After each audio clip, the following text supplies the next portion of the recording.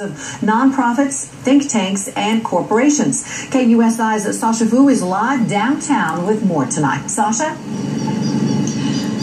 Sandra, the group that is meeting here is called Alec, and it is influential. Over the next few days, 3 presidential hopefuls will be laying out their views to this annual meeting of state legislative leaders and big boardroom bosses.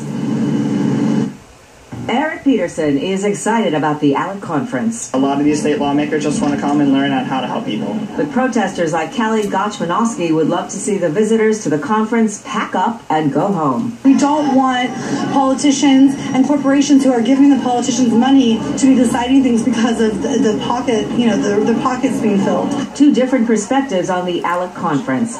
As demonstrators chanted and marched along the Embarcadero to the Grand Hyatt, conference attendees were gearing up for 3 days of talks on public policy.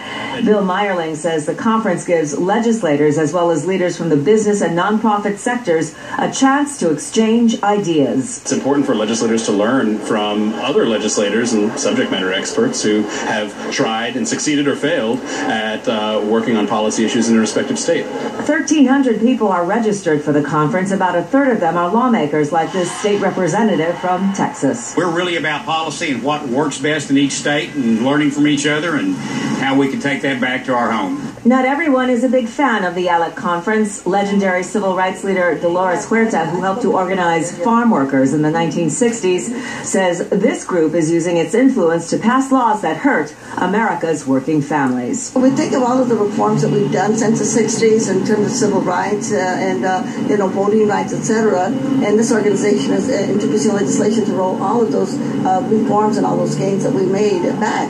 Francine Busby, who heads the County Democratic Party, says the conference gives lobbyists and corporate donors privileged access to lawmakers. Busby and other protesters claim the democratic process is hijacked by these big money interests. They'll pass a bill, for example, for privatizing a prison or privatizing education. Then the sponsors who are at Alec will get a no-bid contract and benefit from taxpayer dollars because of that legislation, and none of that is being disclosed. But those attending the conference say this is about learning and the robust exchange of ideas. There's not really the issue of money. There's no undue influence that goes around here. Only good intentions. Over the next 3 days, Wisconsin Governor Scott Walker, former Arkansas Governor Mike Huckabee, and Texas Senator Ted Cruz will get a chance to present their views to the Alec's conference. In the run-up to the 2016 election, the men who are vying for the presidency will have an audience before a select group of opinion leaders and policymakers. We bring people together for nonpartisan discussions of policy. There are only a few preliminary activities scheduled today. Tomorrow's big marquee events, the speeches by Scott Walker and Mike Huckabee. KUSI TV will have live coverage. We're live tonight from the Embarcadero. I'm Sasha Fu, KUSI News. Sasha,